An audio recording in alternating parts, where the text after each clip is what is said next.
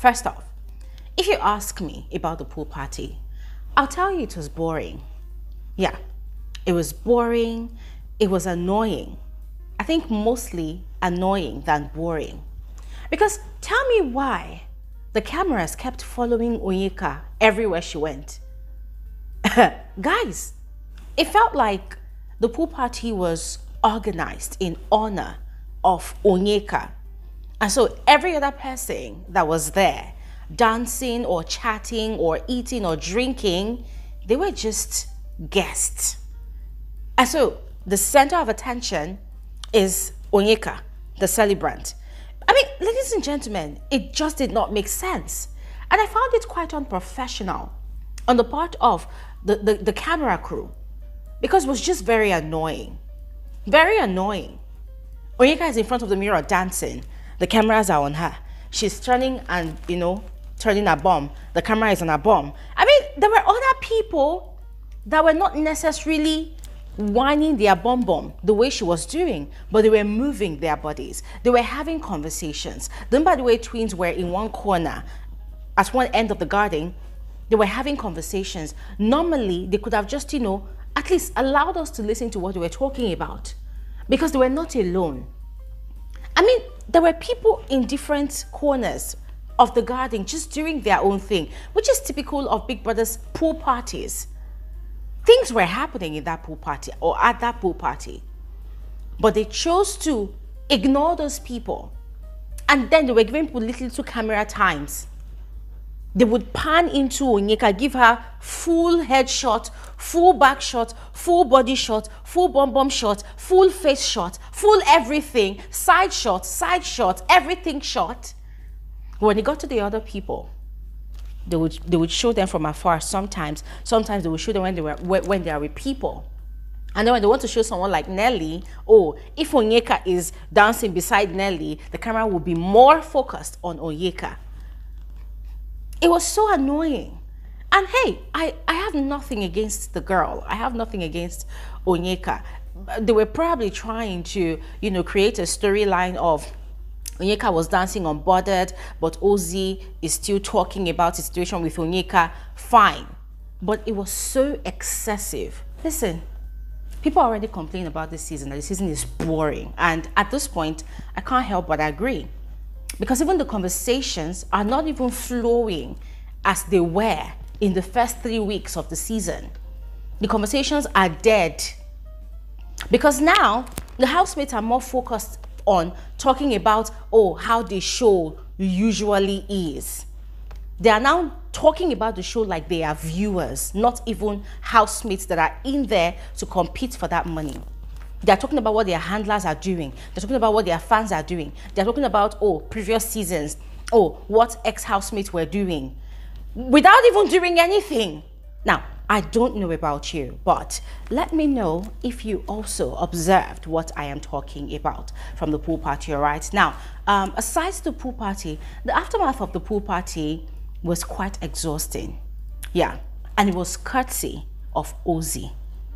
Ladies and gentlemen, Ozee continued with his nagging, his ranting and venting about Onyeka again. And it was very, very tiring to listen to. Ladies and gentlemen, I exhausted my patience, my listening patience. I exhausted it last night because Ozee was like a running tap. Ozee did not stop. And I was so disappointed. Oh my goodness. I was so disappointed. Listen, I felt like I was going to lose my mind. But then finally, Onyeka responded. Not directly to him though, but she responded. And the way she responded, she also came with a bit of her own lies as well. Let's just get into this video and I'll spill both parties' versions, all right? And I indulge you. So let's just get into this video and I'll spill both parties' versions, all right? But I would love to hear your thoughts about it all in the comment section below. So please make sure you watch to the end. Do not skip on any part, all right? And a quick reminder to all of you, tomorrow is Saturday by 3 p.m. WAT. We're going to be converging here for our family gathering, our YouTube live conversation, our community meeting, all right, guys? There's a lot to talk about. There's a lot to talk about, yes, because Nelly and Suge were talking about that whole Ben and Handy's situation, how people had summoned Ben into the diary room. Ben had come out crying and had been told not to talk about it to anybody. And the moment we were talking about it, there was an ad break. And that was not the first time. So ladies and gentlemen, there's a lot to talk about tomorrow. There's a lot to unpack. Make it a day with us. Do not miss out, please. I look forward to seeing all of you. And officially, you are all welcome to my channel. My name is Elijah. This is Frankly Speaking with Elijah, and I am the girl with the tea. Guys, please do not forget to like this video. As a matter of fact, yeah, let's do it this way. As you are watching my video, just like it. As you are watching the video, just be liking. As you're watching, be liking. Do not wait till the end of the video before you like, so that you don't forget, all right? As you're watching, just be liking, all right? It's an indication to me that you enjoy my content and you enjoy being a part of this community. So please go ahead and show your love, all right? And yeah, without further ado, let's proceed with the rest of this analysis. So after the pool party, Ozee was in an irritable mood.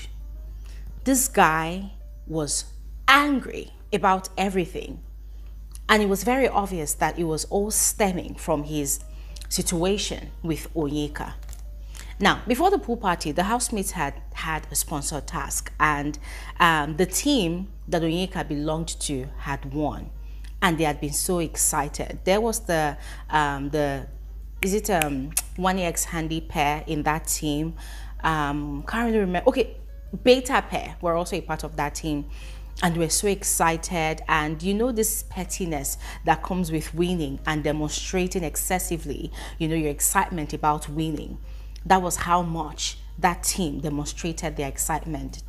And it felt like they were actually shading the other team members. Yes, even me that was watching, I was having fun at first, but then I'm like, come on, it's too much. Tone it down, yeah. So Ozee was very upset about that.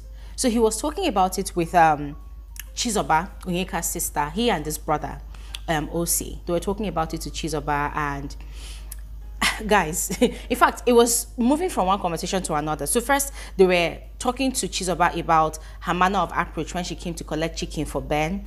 And then they now moved on to the reaction of the winning team in the arena. They moved on to that one. And then now moved on to the whole Onyeka situation with Ozee. So it was just going from one conversation to another. Should I even call it a conversation? Because Ozee was the one busy ranting and talking and talking and talking. And sometimes I wonder, like, this guy, don't you get tired of talking this much? So he kept on ranting and ranting and ranting. And to be fair, this guy's talk went on and on and on and on and on till I think 1 a.m.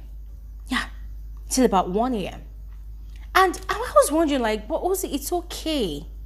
It's okay. At this point, it has become ridiculous because this is almost 1 week, man. You're still talking about this thing. You're still ranting about it. And see, what was even pissing me off last night was the fact that nobody was telling him the truth.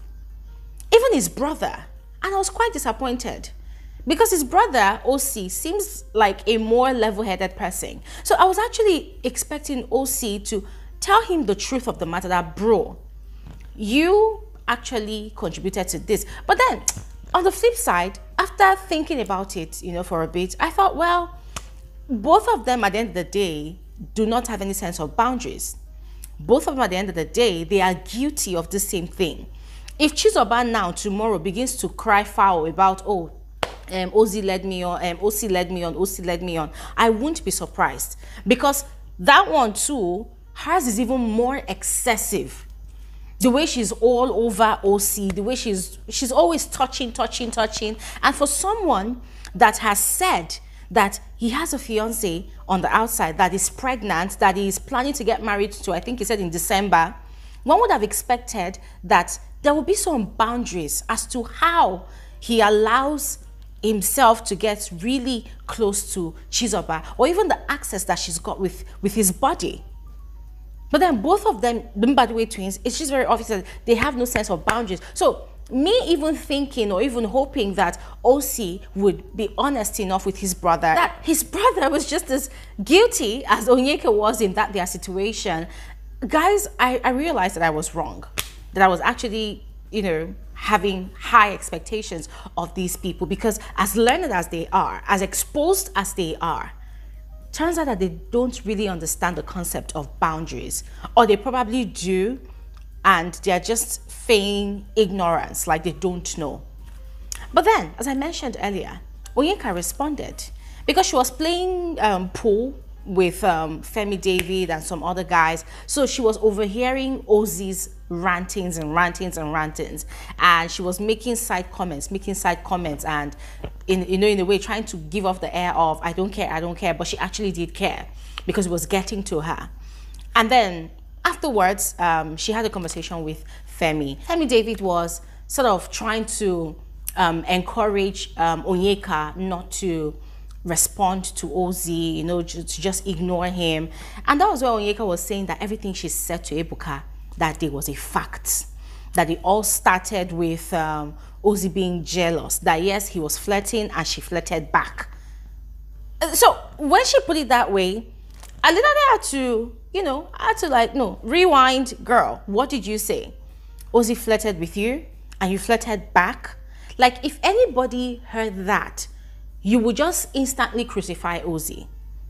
I mean, yes, I am upset at the way Ozee has been going on and on about this conversation, but it does not mean that Ozee is the one that started this whole thing. Ladies and gentlemen, let's not forget, Onyeka started it right from the very first day. Like, in fact, that night after the launch show, the moment she heard Mbadiwe twins, she and her sister, there was a way they both looked at each other, and you could tell that, okay, fine, whatever. They probably had a game plan or something to get close to these guys, to be in their good graces, and to be clingy with these guys, and they did it. And that's how it has been ever since. Onyeka was the one that started with that conversation of shipping with the Mbadiwe twins. First, she started off as trying to play Cupid, trying to matchmake them with people in the house. And the brothers kept on telling her, we're not interested, we're not interested.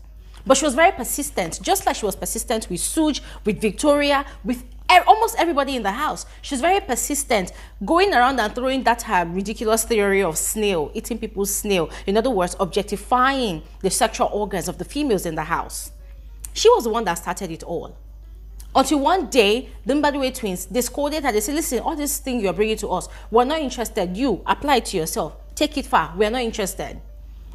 But she was still persistent. So when you keep on shoving a bone in front of a dog, the dog one day will take the bait. So she kept at it, and then they all started this whole bestie situation, one big happy family. I mean, ladies and gentlemen, I've told you all how this whole thing started. So Onyeka trying to make it look like she was just on her own, and Ozee came and was flirting with her, and she had no choice but to flirt back. I'm like, girl, you're lying. You are lying. You made your advances at these people, both of them, and then Ozee. You made your advances. Girl, you really tested these guys. You tested Ozee especially. And Ozee started indulging you. So which one is, he flirted with me and I flirted back, he started becoming jealous? Well, if he started becoming jealous, you were playing a game and he was playing a game as well. He felt like you were stringing him along and he was stringing you along as well. So what are we talking about? So ladies and gentlemen, see, at this point, the only thing I'm waiting for is these two people should have a face-off. They should have a heated altercation. They should shout at each other. They should insult each other. Get it all off their chest. Because at this point, it's the fact that they are both lying in their different capacities. It is irritating at this point. They should get it over and done with.